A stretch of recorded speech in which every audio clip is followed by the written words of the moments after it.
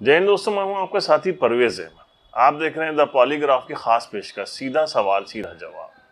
आज हमारे साथ मौजूद हैं भारतीय जनता पार्टी के वरिष्ठ नेता रणजीत बहादुर श्रीवास्तव जी। ये बहुत मंझे हुए नेता हैं, साथ में एक शायर भी इनके अंदर है, एक कवि भी इनके अंदर मौजूद है। लेखन सामग्री भी इनकी जो है वो बड़ी मशहूर है। मशहूर इसलिए है कि इन्होंने 2 किताबें लिखी हैं। उत्तर प्रदेश के एक माफिया डॉन है ओम प्रकाश बबलू श्रीवास्तव, उनके ऊपर इन्होंने लिखी है। वो अपराध जगत की बड़ी मशहूर किताब है और पुलिस के लिए भी बड़ी इंपॉर्टेंट किताब बताई जाती है, क्योंकि उस किताब में बताया गया है कि कैसे अपराधी अपना पूरा जो तंत्र है उसका संचालन करते हैं, किस तरीके से जो है शातिर दिमाग के जो अपराधी हैं वो पुलिस का फ़ायदा उठाते हैं, गाड़ियों का कैसे जो है चोरी की गाड़ियों का कैसे इस्तेमाल किया जाता है, पैसों का लेन देन कैसे किया जाता है, ये सारी जानकारी उस किताब में दी है। बहुत स्वागत है आपका रंजीत बहादुर श्रीवास्तव जी हमारे कार्यक्रम में। धन्यवाद प्रवीण भाई। व्यक्ति जिस विधा में जाना चाहता है उसकी जानकारी उसे एकत्र करनी ही पड़ती है। आप पत्रकार हैं तो आपको पत्रकारिता के जगत की सारी बारीकियां आपको पता होंगी। मैंने जब इस दुनिया का लेखन कार्य शुरू करने का जब प्रयास किया तो हमने भी तमाम किताबें पढ़ी, तमाम लोगों के इंटरव्यू लिए, तमाम लोगों से बातचीत की। हमारे पास स्वयं के भी कुछ अनुभव थे। इन सब को साझा करते हुए हमने इन किताबों को लिखने और लिखवाने का प्रयास किया। बबलू को एक किताब अधूरा काम में मैंने मदद की और बबलू श्रीवास्तव के बढ़ते कदम मैंने स्वयं लिखी। चलिए, तो ये एक बात है। अब जो महत्वपूर्ण बात ये है जिसके लिए मैं आपको बधाई देना चाहूँगा और जिसके लिए मैं आप सहज तैयार हुआ आपको अपना इंटरव्यू देने के लिए, वो ये है कि जो सब चीज़ें तो किताब में नहीं लिख पाएंगे, ना इतना प्रकाशन करा पाएंगे, लेकिन आप जो बात हमसे पूछ रहे हैं ये बातें अगर आपके चैनल के माध्यम से जनता और पुलिस और प्रशासन सबके बीच में सरकार की निगाहों में जाएंगी, बच में जाएंगी, तो हो सकता है मेरे अनुभवों का फ़ायदा अपराधियों को कम मिलेगा, प्रशासन को ज़्यादा मिल जाएगा। इसके लिए मैं पुनः आपको धन्यवाद देना चाहूँगा। जैसे कि आपकी किताब में है कि बबलू श्रीवास्तव एक बहुत ही एजुकेटेड व अच्छी तालीम हासिल कर रहे थे और उसके बाद जो है सडनली वो अपराध जगत में चले गए। क्या कारण था इसका शुरुआत? बबलू के साथ ऐसा हुआ कि ये खुद तो अच्छे घर का था, लिहाजा पैसे की तो मैं समझता हूँ इसको ज़्यादा ज़रूरत नहीं, क्योंकि काल्विन का स्टूडेंट था। मैं लखनऊ विश्वविद्यालय का छात्र नेता था। मैं उस समय लखनऊ यूनिवर्सिटी में पढ़ता था। उसी समय ये बचपन से ही मेरे पास आया। उसकी सोसाइटी भी बड़ी अच्छी थी, तो मैं नहीं समझता हूँ इसे नेता वेतागिरी का शौक़ था। मैं नहीं जानता था कि इसे बदमाशी का शौक़ कब और कैसे लग गया। हम इस बात को नहीं जान पाए, क्योंकि विश्वविद्यालय छोड़ने के बाद हम अपने व्यवसाय में यहाँ पर आ गए। लेकिन जब इसका एक उभरता हुआ नाम आया सामने बाद में और कुछ परिस्थितियाँ हमारी भी बदली, हमें भी थोड़ा बहुत जेल वेल जाना आना पड़ गया, तो उस समय ये लड़का मेरे संपर्क और संबंध में आया और बाद में उनकी लाइन और दिशा अलग थी, हमारी अलग थी, लेकिन फिर भी जानकारी इकट्ठा करने का शौक मुझे रहा है। तो इसी से जुड़ा सवाल कि क्या परिस्थितियां इंसान को जो है अपराध की तरफ ले जाती हैं या शौक ज़्यादा? आप क्या महसूस? देखिए, मैंने कहा हर व्यक्ति की अलग कहानी है। परिस्थिति बस भी अपराधी हैं और शौकिया भी अपराधी हैं, लेकिन शौकिया अपराधी मैं समझता हूँ ज़्यादा हैं। आप उसका एक सीधा उदाहरण लीजिए। परिस्थिति बस जितने अपराधी हुए हैं उनका और शौकिया बदमाश। परिस्थिति बस जितने अपराधी हुए हैं उनकी ज़िंदगी एक खुली किताब की तरह है और वो मीडिया के भी सामने आए, पुलिस के सामने आए, सरेंडर भी किया और सामाजिक जीवन भी जिया है और समाज से भी जुड़े हैं, समाज में प्रतिष्ठा भी प्राप्त की है, सब कुछ हुआ है उनके साथ में। लेकिन जो केवल पैसे के लिए जिन्होंने अपराध किया है, अब मैं आपसे एक बात भी बताना चाहूँगा और आपसे पूछना भी चाहूँगा, आप स्वयं पत्रकार हैं, इसकी जानकारी भी कीजिए। आज की तारीख में मैं अपने कम से कम उत्तर प्रदेश की बात कह सकता हूँ, पूरे उत्तर प्रदेश के अंदर किसी चोर की, किसी डकैत की, किसी राजन की, किसी गिराकट की या किसी पेशेवर बदमाश की, जो शूटर जिसको कहते हैं, पेशेवर बदमाश की, इनकी कहीं पर आपने कोठी बनी देखी हो, इनका कहीं पर मकान देखा हो, इनका कहीं कोई व्यवसाय देखा हो, इनका कहीं पर राजनीतिक स्तर देखा हो, इनका प्रवेश देखा हो, ये किसी नेता के साथ ही रहे हो, इनका कहाँ पर चेहरा समाज में दिखता है? मैं नहीं समझता हूं कि इसका एक भी उदाहरण आ पाएंगे। ये कहाँ मिलते हैं? जो योगी जी आज कह रहे हैं हमारे, इसी तरह के लोग या तो जेल में हैं या भगवान के घर में हैं या चाय और पान की दुकान खोल करके बैठे हैं, छोटे छोटे ढाबे चला रहे हैं या कहीं नौकरी कर रहे हैं या भूखों मर रहे हैं। इसके अलावा इनका कोई हश्र नहीं होता है। दूसरे जो मान सम्मान की लड़ाई लड़ने वाले लोग, परिस्थितिवश जो किसी तरह से इस दुनिया में, इस जगत में आ गए हैं, उन्होंने तमाम सम्मान भी प्राप्त किया है, प्रतिष्ठा भी प्राप्त की है और समाज में भी स्थान रहा, राजनीति में भी स्थान रहा। हरिशंकर तिवारी को ले लीजिए, वीरेंद्र शाही मृत हैं, भंडारी को ले लीजिएगा, बख्शी को ले लीजिएगा, इसमें तमाम ओम प्रकाश गुप्ता, आप तो खैर तमाम लोग आपको तो मृत श्रेणी में मिल जाएंगे। तो पंडित रामगोपाल जिंदा हैं, अन्ना महाराज जिंदा हैं, ये सब परिस्थिति बस। लेकिन इनका ये था कि मान सम्मान की लड़ाई भी लड़ी है और अपना व्यवसाय भी किया है। हो सकता है मुख्तार अंसारी की श्रेणी में देखिए, मुख्तार अंसारी भी अपनी व्यावसायिक लड़ाई ही लड़े हैं, मुख्तार अंसारी भी अपनी व्यावसायिक लड़ाई लड़े, लेकिन अब उनके सामने कोई मजबूरी नहीं थी। मैं नहीं कह सकता हूं कि इनके सामने, क्योंकि इतने बड़े घर का, परिवार से संबंधित जुड़ा हुआ आदमी पैसे के लिए भी लड़ रहा, अगर व्यवसाय के लिए भी लड़ रहा तब भी गलत लड़ गया।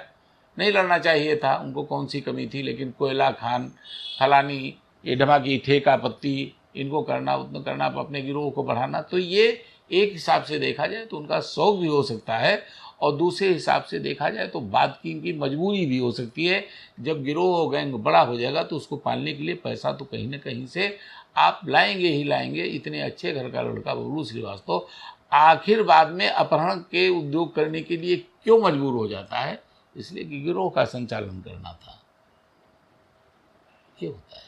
अच्छा, पहले जो माफिया होते थे, डॉन होते थे, उनका बड़ा समाज में एक अलग स्थान होता था। हालांकि वो समाज के जो लोग थे उनकी हमदर्दी भी कहीं ना कहीं उनके साथ होती थी कि वो सुरक्षा भी प्रदान करते थे। तो वो जो डॉन या माफिया या बड़े बदमाश या दादा लोग होते थे, वो शक्ल अब बदल गई अपराधियों की, ऐसा क्यों? मैंने बताया ना कि पहले का अपराध जो मान सम्मान के लिए होता था, उसमें सरगना को मारता था और उसका नाम बढ़ जाता था। जैसे हरिशंकर तिवारी ने बलवंत सिंह का गोरखपुर में, लोग वीरेंद्र प्रताप शाही उनका जो इनवी है सबसे बड़ा, वो उसको वीरेंद्र प्रताप शाही को मानते हैं, लेकिन ऐसा नहीं है। हरिशंकर तिवारी का सबसे बड़ा इनवी बलवंत सिंह था, जिसका 1970 में इन्होंने मर्डर पहला कराया गोलघर के ऊपर। वो 1 नंबर पर था, हरिशंकर तिवारी 2 नंबर पर थे। लेकिन ना उनका पैसा वसूली था, ना हरिशंकर तिवारी का पैसा वसूली रहा। ठेकेदारी के काम पे कब्जा किया, टैक्सी स्टैंडों पे कब्जा किया, बस स्टैंडों पे कब्जा किया। ये इस तरह की जो आर्थिक इनकम के 2 नंबर के स्रोत होते थे, उस पर बड़े अपराधी कब्जा कर लेते थे और चूंकि उनका नाम हो जाता था इसलिए बोलता नहीं, और जनता से इस चीज़ का कोई लेना देना नहीं होता था। अब बस अड्डे की वसूली किसी की चल रही, जैसे लखनऊ में भी इसी तरह से हुआ। हरदोई बस अड्डा था और चारबाग का टैक्सी स्टैंड था। पहले इस पर उस्मान और नीरू सिंह हरदोई के थे, इनका कब्जा हुआ करता था। बख्शी भंडारी जब पनपे तो इन्होंने इस पर कब्जा करने की कोशिश की, झगड़ा हुआ, उस्मान का मर्डर हो गया। उस्मान की तरफ से अनौरा पार्टी कूद पड़ी इसको हथियाने के लिए, अनौरा पार्टी से झगड़ा हो गया, दर्जनों कत्ल हुए। इधर वर्चस्व की लड़ाई को लेकर के डालीगंज में पंडित रामगोपाल अन्ना महाराज का झगड़ा हो गया, दर्जनों कत्ल हो गए, दर्जनों कत्ल हुए। तो इस तरह के ओम प्रकाश गुप्ता, सीतापुर आप ले लीजिए, तो ये सब मंडी की लड़ाई थी, वहाँ पर टैक्सी स्टैंड की लड़ाई थी। ये बाजार वसूली की इसकी लड़ाई नहीं होती थी पहले, ये छोटी मोटी चीज़ों के लिए लोग नहीं लड़ते थे। तो जनता से इनका लेने देना नहीं था। अब मान लिया ठेकेदारी पे हमने कब्जा कर लिया किसी विभाग की, तो उसमें जनता कहाँ प्रभावित हो रही है, जनता से क्या लेना देना। तो अब हम मान लिया हमने पैसा पैदा किया, गरीब आदमी मेरे दरवाजे पर आ गया कि भैया मेरे यहाँ लड़की की शादी, हमने उठा के दे दिया, तो हमारा गरीब पर एहसान हुआ, गरीब से मैंने लिया थोड़ी कुछ। तो इस तरह से उत्तर प्रदेश के अंदर तमाम जिले थे, बनारस में बाबू लल्लू सिंह थे, उपेंद्र सिंह थे, अशोक सिंह थे, लोहरावीर थे, आपके राज बहादुर सिंह जौनपुर थे, आपके शाहजहानपुर से लेकर के पश्चिमी उत्तर प्रदेश, तमाम लोग ऐसे हुए हैं जिनका इन चीज़ों से लेना देना। और सबसे मज़ेदार बात ये थी कि अगर इनको पुलिस जनता का उत्पीड़क मानती या इनको बदमाश मानती तो जेल से छूटने के बाद सीधे घर, और ज़्यादातर घर में रहते थे, ज़्यादातर कभी नहीं भागते थे। इन पर किसी पर आपने 5,000 रुपये का भी इनाम नहीं सुना होगा कि इन पर हो गया, और सब घर में रहते थे। और घर में इसीलिए रहते थे कि इनका उस तरह का कोई अपराध का मामले नहीं था। इसीलिए जब कोई पुलिस से मामला होता था तो हमदर्दी जो है लोगों की उनके साथ होती थी, आम पब्लिक की। आम पब्लिक की इसलिए होती थी कि आम पब्लिक का उनसे लेने देना नहीं था, आम पब्लिक की तो हिफाजत कर देते थे। अगर किसी ने परेशान किया, बुला के डांट दिया कि भाई क्यों परेशान कर रहे हो इनको, उसका बेचारे काम हो गया। एक हिसाब से देखा जाए तो दूसरा थाना चलता था, जो फैसले थाने में नहीं होते थे वो फैसले उनके घर में हो जाते थे। कभी ये था रुतबा। कभी कभी ज्यादा भरोसा, पुलिस से ज्यादा भरोसा उनके ऊपर इसलिए होता था कि उन्हें कोई लालच तो होता नहीं था, कोई लालच तो होता नहीं था, वो तो निष्पक्ष फैसला करते थे, चाहे जिसके पक्ष में गया चाहे जिसके पक्ष में गया, निष्पक्ष होगा। अच्छा, एक चीज और बताइए, अब परिस्थितियों की भी बात चल रही है।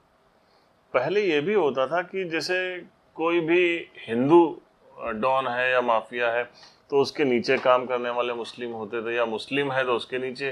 तो ये फर्क कब से आने लग गया दादा? देखिए, कहना नहीं चाहिए, मुस्लिम डॉन तो हुए नहीं, मुस्लिम डॉन तो हुए नहीं, मुस्लिम नीचे ही काम किए। एक 80 के दशक तक, मैं 80, 85 और इसके ऊपर भी आप चले आइए, किसी ज़िले में एक नाम ऐसा बता दीजिए, ये अतीक आए हों, चाहे मुख्तार आए हों, चाहे जो कुछ आए हों, सबसे ज़्यादा मुस्लिम प्रभावित ज़िला कानपुर हुआ करता था। लेकिन यहाँ पर भी चाहे अतीक रहे हों, चाहे शफीक रहे हों, चाहे लुल बकस रहे हों, चाहे आपके नई सड़क वाले रहे हों, लेकिन यहाँ पर जिला स्तर के नामी ये भी नहीं थे। वहाँ पे बब्बन थे, छक्कन थे, ये सब पंडित थे। तो ये लोग वहाँ के डान तो ये लोग थे, मुसलमान नहीं डान कहीं पर रहा। बदमाश बहुत बड़े बड़े रहे, जैसे उस्मान रहे, एक और एनकाउंटर हो गया था, नाम नहीं याद रहा है, पुलिस पर गोली चलाते हुए। तो इस तरह के नहीं, जैसे बड़े लेवल पे पहले एक बड़ा नाम था हाजी मस्तान का, लेकिन हाजी मस्तान के नीचे जो काम करने वाले लोग थे वो बहुत सारे नॉन मुस्लिम थे। नहीं तो वो देखिए, वो बॉम्बे की, मैं उत्तर प्रदेश की बात कर रहा हूँ, मैं उत्तर प्रदेश की बात कर रहा हूँ।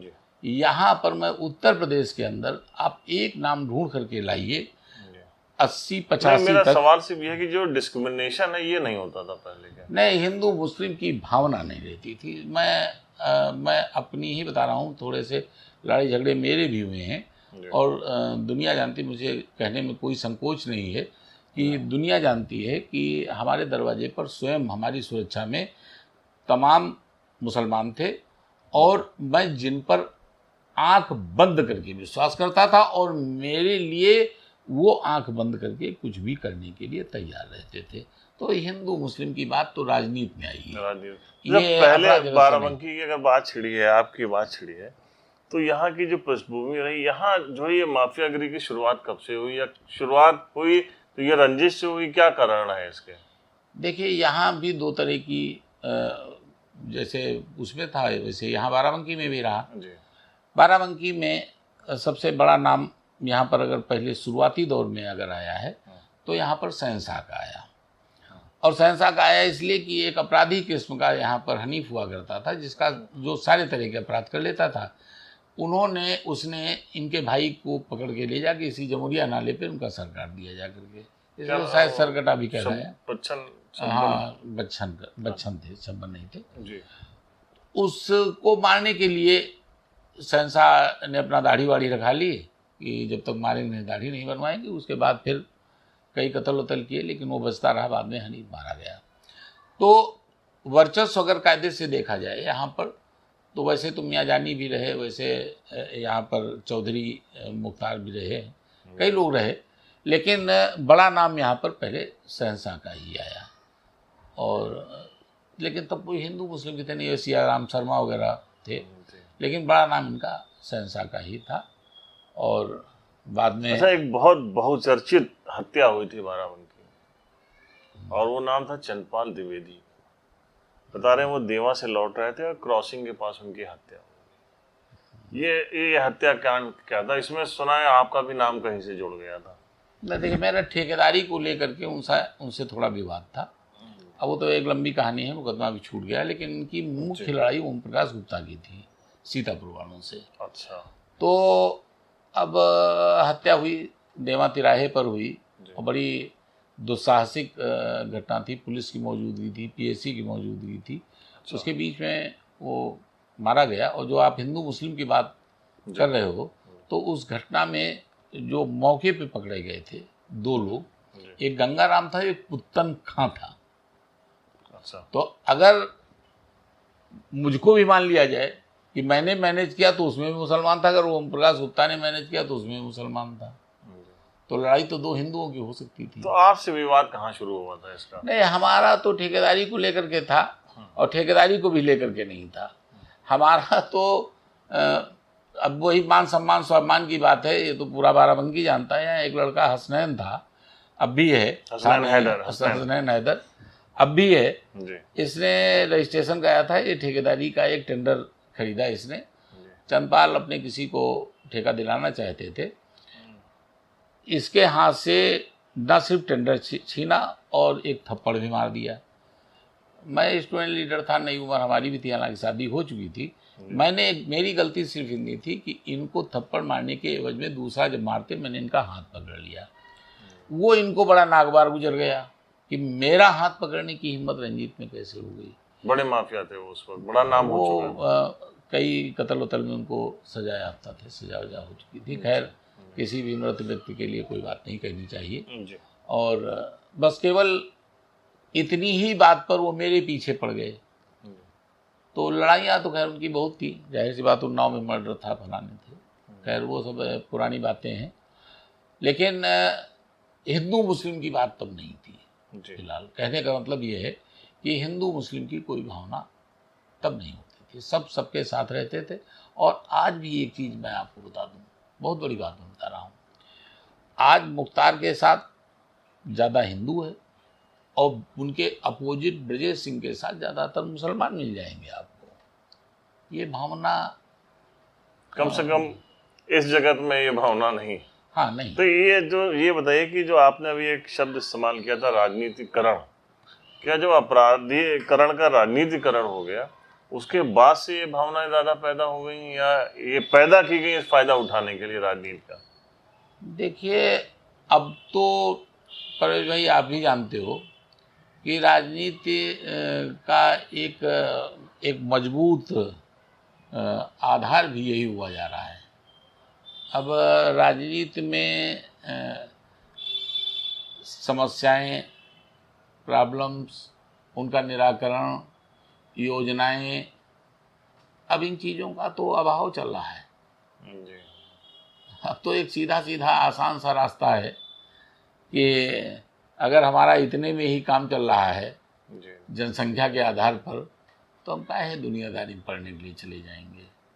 सीधा सीधा एक शब्द और चुनाव जीत गए। अच्छा, आप एक बार बताइए, आपने बहुत बारीकी से अध्ययन किया, कानून का भी अध्ययन किया, कानून के बारे में भी आपने काफ़ी जानकारी इकट्ठा की। अभी एक हाल में घटना होती है लखीमपुर खीरी की, वो घटना क्या है उसमें, वो तो बात की बात है कि वो कुचला या वो उसकी जांच चल रही है। जैसे कि सुप्रीम कोर्ट ने कहा कि जो हुआ है कि आप प्लीज़ आइए, पुलिस ने उनको नोटिस दी कि आप आइए प्लीज़ सरेंडर करिए, इसके ऊपर भी बहुत सवाल उठ रहे हैं। लेकिन मेरा सवाल ये है कि जो गृह राज्य मंत्री हैं उनके ऊपर कई मुकदमे चल रहे हैं, हत्या के भी मुकदमे थे, वो गृह राज्य मंत्री बन गए अब, क्योंकि अपराधीकरण का राजनीतिकरण हो गया है, तो इसके लिए उसके ऊपर सवाल उठाना जो है कोई बहुत बड़ी बात नहीं है। लेकिन उसके बावजूद वो पेशी 2018 से उनकी कोई पेशी भी नहीं लगी। तो ये सब क्या, ये कानून में ये जो है राजनीति में जाने के बाद ये सारे फायदे मिलने लगते हैं और इसी वजह से लोगों का रुझान ज़्यादा बढ़ा है राजनीति की तरफ? बिल्कुल नहीं। अभी आज आपने पेपर में पढ़ा होगा, खब्बू तिवारी को नकली मार्कशीट लगा करके एडमिशन लेने पे 5 साल की सजा हो गई। ऐसा कुछ नहीं है। आप टेनी जो गृह राज्य मंत्री हमारे हैं जी, आपने ये भी देखा होगा कि उनका मुकदमा सेशन कोर्ट से कत्ल का मुकदमा छूट गया है, गवर्नमेंट की अपील है, हाई कोर्ट गवर्नमेंट अपील है ना। अच्छा, तो केस तो कायदे से देखा जो लोअर सेशन कोर्ट ने जो छोड़ दिया, तो अब उस अपील का कोई लेना देना थोड़ी है, वो तो अपील बाद में फिर डिसाइड हो जाएगी। तो अपराधी थोड़ी हुए, और जो 4-5 मुकदमे उनके हैं उस श्रेणी के नहीं कि उनको हम अपराधी घोषित कर दें। देखिए, मुकदमा किसी पर हो सकता है। मेरे ऊपर चंद्रपाल द्विवेदी की हत्या का मुकदमा लगा था, अब मुकदमा भी मेरा छूट चुका है और ये सच्चाई से दुनिया परिचित है। अब तो 12 के हैं, मैं एक आदमी एक साक्ष्य केस छूट चुका है, मैं वो एक साक्ष्य मांग रहा हूं जो मुझे ये बता दे आकर के कि उस कत्ल के समय में आप देवा में मौजूद थे। अगर कोई बता दे तो अब नाम आ जाने से मैं अपराधी थोड़ी हो गया, ना मेरी प्रवृत्ति अपराधी हो गई। अब रह गई लखीमपुर घटना की बात, तो मैं एक चीज़ आपको बता दूं, हालांकि मैंने ये बड़ी सेंसिटिव घटना है, इस पर मुझे बिल्कुल कतई नहीं बोलना चाहिए। हमारी पार्टी की तरफ से भी ये कहा गया है कि इस पर हमारी पार्टी का कोई भी नेता बयान नहीं देगा। तो मैं इतनी बड़ी उद्दंडता नहीं कर सकता हूँ और ना इतना बड़ा अपराध कर सकता हूँ, लेकिन फिर भी मैं एक शब्द में एक बात कह दूंगा कि ये परिस्थिति जन्य, जैसे परिस्थितिवश अपराधी होता है, ये परिस्थिति जन्य घटना है, परिस्थितियों से पैदा हुई घटना है। कुचलने वाली, कुचलना नहीं कहते हैं इसको, ये यही शब्द गलत हो गया। ये परिस्थिति पैदा हुई, लड़का भागा या आदमी भागे और आगे घटना घट जाती है। अगर कुचलने की बात आप करते हैं तो मैं एक सवाल आपसे पूछना चाहता हूं। गृह राज्य मंत्री का लड़का 1000, 1500, 2000, 3000 की भीड़ का आगे 10,000 की भीड़ की सूचना कि आगे 10,000 की भीड़ है, 10,000 भीड़ को कुचलने के लिए, मारने के लिए, बदला लेने के लिए, आक्रोश जताने के लिए, गुस्सा जताने के लिए अगर वो आदमी निकल रहा है, वो लड़का निकल रहा है, तो मात्र 3 गाड़ियां लेकर के निकलेगा, बगैर तैयारी के निकलेगा? 3 गाड़ियों से 10,000 आदमियों को कुचलने की ताकत रखता था? ऐसा नहीं था। तो क्या घटना में कम लोग मारे गए? घटना में कहाँ बहुत लोग मारे गए? अरे उसकी गाड़ी निकली, देखिए अभी जांच चल रही, बोलना नहीं चाहिए, मैं पहले ही बता रहा हूं मुझे नहीं बोलना चाहिए, लेकिन उसकी गाड़ी पर पथराव हुआ होगा, घबराहट में भागे होंगे। भागने में ये होता है कि चलो अब निकल चलो, जो होता है देखने दीजिए। तो जब निकलने की कोशिश की तो उसमें 2-4 लोग टकरा करके खत्म हुए और बेचारे फंस गए, क्योंकि बगैर तैयारी के किसी योजना से नहीं थे। पार्टी के नाते तो समर्थन नहीं कर रहे हैं आप? नहीं, मैं अगर देखिए, मैं निष्पक्ष बात कहने वाला व्यक्ति हूँ। ये कहीं पर भी अगर कहीं किसी तरह की बात आप मेरे विषय में पूछे, मैं बता दूंगा अपने लिए।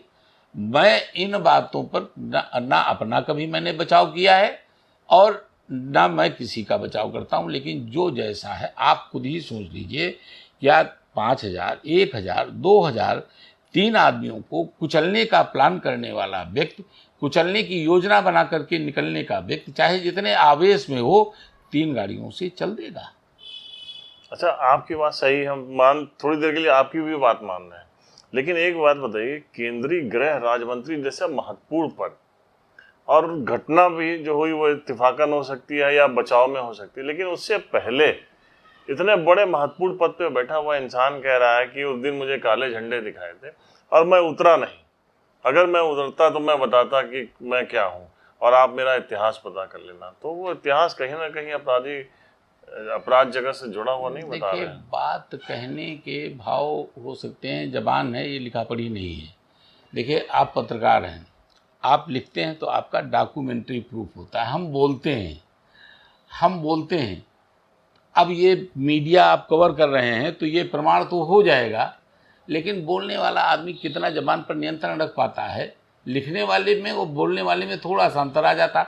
अब हमारे अमित शाह जी हैं, मान लिया कश्मीर की घटनाएं घट रही हैं और कश्मीर की घटनाओं पर कह रहे हैं कि हम आतंकवादियों को कुचल देंगे, या हमारे योगी जी ने कहा कि हम अपराधियों को ठोको नीति पर चल रहे हैं, ठोक देंगे, या तो जेल में होंगे या ऊपर होंगे। तो क्या इनके इस बयान को हत्या की नियत करने की श्रेणी में लिया जा सकता है? नहीं, वहाँ आतंकवादी हैं, लेकिन यहाँ नहीं, तो देखिए, यहाँ किसान थे, लेकिन अब वो परिस्थितियां टेनी जी वो बयान कर चुके हैं, बता चुके हैं कि जब ये लगातार मतलब जो है हमारे रास्तों पे हमको हमारी रुकावटें हमें बनने, थ्रेटनिंग, ये सब दुनियादारी जब कर रहे हैं, तो आदमी कभी कभी आजिज होकर के भी कह देता है कि मैं भी पावरफुल हूँ, आप ही नहीं हो, मैं भी पावरफुल हूँ, मैं भी अगर चाहूँ तो तुमको ये छुड़वा सकता हूँ। तो अगर ये आवेश और आक्रोश में ऐसी कोई बात हो जाए तो उसको ये थोड़ी कहा जा सकता है कि वो कोई भविष्य की योजना बन गई। ये नहीं होता है। आदमी, मैं आपको एक चीज़ और बता दूँ, मनुष्य जो है, इसके लिए कहा जाता है इससे ज़्यादा क्रूर और झगड़ालू मस्तिष्क का व्यक्ति जानवर दूसरा होता ही नहीं है। तो पता नहीं किन परिस्थितियों में ताव आ गया हो, पता नहीं किन परिस्थितियों को देख करके गुस्सा आ गई हो। आदमी ही तो हैं, भगवान। अच्छा, एक आपके तजुर्बे से एक बात पूछना चाहता हूँ। आजकल ये जो वेब सीरीज बन रही है, जब उसमें वेब सीरीज में अपराधियों को दिखाया जा रहा है, इतना ज्यादा वायलेंस दिखाया जा रहा है, कत्ल हो, ये इसी सब का नतीजा तो नहीं है कि अभी जैसे एक बाराबंकी में घटना हुई है हाल ही में, एक वकील साहब हैं, उनके बेटे को जो है दोस्तों ने उसका अपहरण किया और उसकी हत्या कर दी। ये जो आजकल की टाइप की घटनाएं बहुत ज़्यादा बढ़ रही हैं। कई घटनाएं हुई अभी यहाँ, कई पेट्रोल पंप के जो मैनेजर थे वो जा रहे थे, उन्होंने झूठी घटना दिखा दी कि रास्ते में पैसा लूट लिया गया। अपने ही मालिकों के साथ, अपने घर वालों के साथ, दोस्तों के साथ जो अपराध की घटनाएं बढ़ी हैं, इसका कारण? देखिए, एक तो चारित्रिक पतन, दूसरे पैसे की हवस। अब ये वकील साहब के मामले में जाहिर सी बात है कि ये अपराधी तो संभवतः नहीं रहे होंगे, इसलिए कि अपराधी का दिमाग तो थोड़ा ज़्यादा सातिर होता है। 50-60 लाख रुपए की तुम डिमांड कर रहे हो, मोटरसाइकिल है तुम्हारे पास, अगर 50-60 लाख रुपया तुमको वाकई दे दिया जाता तो कहीं ना कहीं कोई देने आता, उसके साथ पुलिस आ सकती थी, उसके साथ हम कहते ऐसे तुमको दे दिया जाता और हम कुछ ना लाते तो लेके कैसे जाते? ऊपर अगर सर पे रख दिया जाता तो बैठ जाते। 2000 के नोट की जगह अगर हम 500 के नोट दे देते तो उठा के नहीं ले जा सकते थे, ये गेहूं के बोरे से बड़ा बोरा हो जाता। तो कहने का मतलब इस तरह के लोग जो हैं, ये बात आपकी सही है, ये सब पिक्चर देख करके, टीवी सीरियल देख करके, किस्से कहानी सुन करके, या दूसरों को बढ़ता फैक्टर हैं जिसको लेकर के आदमी गुमराह होता है, बहक जाता है, और अंतोगत्ता उसके हस्र क्या होते हैं, ये मैं आपको इसी बाराबंकी में कितने लोगों को चाय की दुकान, कितने लोगों को पान की दुकान, कितने लोगों को दूसरों के घरों में नौकरी पहरेदारी करते हुए बड़े बड़े बदमाशों को दिखा सकता हूँ। यही हस्र होता है। और जेल के अंदर एक एक बीड़ी के लिए पैर दबाते हुए मिलेंगे, एक बीड़ी पीने के लिए बड़े अपराधियों के पैर दबाते हैं। जेल की स्थिति है, ये जो 10-10 करोड़ की मार्फिन में बंद हो रहे हैं, आप इनका जेल में बयान ले लीजिए, जेल की स्थिति इनकी देख लीजिए। अच्छा, जेल के अंदर जो आपने उस किताब में भी जिक्र किया है कि जेल के अंदर भी एक पूरी इंडस्ट्री है जो अपराधियों को जो है पनपने के, उनको कैसे आगे बड़ा अपराधी बनना है, इसका प्रशिक्षण देता है। ये देखिए, जेल में एक चीज़ ये है, जैसे प्रतिभा का चयन यहाँ होता है तमाम कंपटीशन के जरिए, ऐसे प्रतिभा का चयन जेल के अंदर भी होता है। जो माइंडेड आदमी, दिमागदार आदमी होता है, वो जब जेल में नया आदमी या आता है या जेल में जाता है तो पुराने आदमी देखता है, तो देखता है कि हमारी लाइन पर काम करने वाला तेज तर्रार आदमी कौन है। अब अगर उसको शूटर उसकी निगाह में आ गया तो उसने शूटर पर पैसा खर्च करना चालू कर दिया। अगर उसे डकैती डालनी है तो उस तरह के आदमी उसने सेलेक्ट कर लिए, और वही बाद में बाहर आने के बाद उसी तरह के अपराध करने लगते हैं। तो ये सिलेक्शन होता है वहाँ पर, जैसे यहाँ पे सिलेक्शन होता है वैसे वहाँ पे अपराधी का सिलेक्शन हो जाता है, और सिलेक्शन होने के बाद उनके गैंग बन जाते हैं। तो ऐसा कोई वो सिस्टम नहीं होता कि खुखार अपराधी या बड़े अपराधियों को कुछ अलग रखा जाए इस टाइप से? कोई नहीं, जेल बहुत छोटी जगह होती है, कैसे अलग रख लीजिए आप। देखिए, जेल में बड़ा अपराधी तो जाहिर सी बात है वो तो पैसा खर्च कर रहा है, तो वो तो आपका झाड़ू कमान में जाएगा नहीं। अच्छा, ये पूरी बड़े पिक्चरों में भी दिखाते हैं, आम तौर पे सुनने में आता है कि जेल के अंदर पूरी फैसिलिटी जो बड़े माफियाओं को मिलती है, इसका क्या पैसों का? देखिए, वहाँ भी पैसे है, पैसा भी प्रभाव भी है। देखिए, पैसा भी है, प्रभाव भी है, और कर्मचारियों अधिकारियों को डर भी है। जैसे मुख्तार अंसारी ने जेल सुपरिटेंडेंट की हत्या करवा दी, तमाम डिप्टी जेलर मारे गए, तो नौकर पेशा तो वो भी हैं। अब आप ये बताइए, एक कोतवाली का कितना स्टाफ होता है, और ये सामान्य जनता पर नियंत्रण करते हैं। जेल के अंदर एक सिपाही, एक हाता जो होता है वो कम से कम 200 आदमियों का होता है, 200 अपराधियों का। 200 बंदियों पर एक सिपाही डंडा लेकर के अंदर जाता है, डंडा लेकर के, और ताला बंद हो जाता है। अब क्या रह रहा है, 200 बदमाशों के बीच में एक सिपाही, और मुंह में सीटी, क्या करेगा? कहाँ हथियार है उसके पास, कैसे मुकाबला कर लेगा? और उसके बाद फिर उसको सब्जी लेने ही बाजार में आना है, जहाँ पर उस अपराधी के 10 आदमी बैठे हुए हैं। तो देखिए, ये व्यवस्था ही बड़ी गड़बड़ है, व्यवस्था ही गलत है। और दूसरी चीज़ ये है कि पैसे से तो दुनिया में सब कुछ मिल रहा है, वहाँ भी मिलता है। फिर जो छोटा गरीब आदमी होता है, इसकी ड्यूटी कहाँ लगती? खाने पे लग गई, भंडारे में लग गई। अब भंडारे खाना बांटने हर बैरिक में जा रहा है, झाड़ू लगाने हर बैरिक में जा रहा है। अब मान लिया हमने देखा कि एक बड़ा क्रिमिनल है, झाड़ू लगा रहा है, और हमारी बैरिक में आ गया। हमने उससे पूछा किस केस में आओ, उसने बताया 4 कत्ल किए हैं। अरे, तो झाड़ू क्यों लगा रहा? सिपाही को दे दिया 100 रुपया, बाजार से झाड़ू नहीं लगाएगा, हमारे पास रहेगा, लीजिए। उसको सुविधा मिल गई, हमारा एहसान मान गया, बाहर निकला, 5वें को ठोक दिया। तो ये जेल की दुनिया है, जेल की दुनिया बड़ी प्रशिक्षण संस्थान ये प्रशिक्षण संस्थान इसको नहीं कहते, प्रशिक्षित तो जाते जाते हैं, इसको सिलेक्शन संस्थान कहिए, ये सिलेक्शन संस्थान। अच्छा, अंत में एक सवाल, हमारे प्रदेश के जो मुख्यमंत्री, वो नो डाउट ईमानदार व्यक्ति, और उन्होंने जो है इस काफ़ी शिकंजा भी कसा है अपराधियों के ऊपर, ठोकों की नीति अपनाई है, एनकाउंटर्स हुए हैं, उसके बावजूद अपराध नहीं रुक रहे हैं। अपराध तो यहाँ तक है, मैं थोड़ा सा बताऊँ। भगवान भी जब मानव अवतार लेकर के यहाँ पर आए, मैं भगवानों की, नबियों की बात कर रहा हूँ, जब यहाँ पर उतर के गए, उनको क्या करना पड़ा जरा बताइए आप। मोहम्मद पैगंबर रसूल को खुद लड़ाई लड़नी पड़ गई, राम को खुद लड़ाई लड़नी पड़ गई, कृष्ण को खुद युद्ध क्षेत्र में जाना पड़ गया। ये मानव शरीर ही विचित्र है।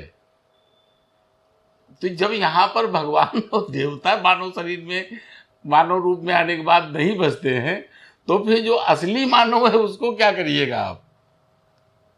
ये कहाँ मानने वाला? ये अनवरत चलता रहेगा। ये अनवरत। तो ये रंजीत बहादुर श्रीवास्तव जी थे, जिन्होंने बताया कि एक इंसान के अंदर पॉजिटिविटी और निगेटिविटी दोनों चीज़ें होती हैं, लेकिन अब इंसान उसका उपयोग किस तरफ ज़्यादा करने लगता है वो उसके ऊपर निर्भर करता है।